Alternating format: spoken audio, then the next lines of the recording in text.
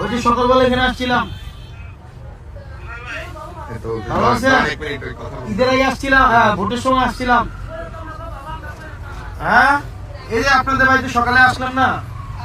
ভালো আছেন না ভাই আকিল ভাই কি অবস্থা? ভালো আছেন না? আসসালামু আলাইকুম, ভালো আছেন আপনারা? ঈদ মোবারক আপনাদের। ভালো থাকেন আপনারা। হ্যাঁ উনার মনে আছে। ভালো আছেন না? আপনাদের মসজিদে ফজর নামাজ পড়লাম। ভালো আছেন আন্টি? এই কেমন আছেন? ভালো আছেন? ওই আন্টি ঈদ মোবারক।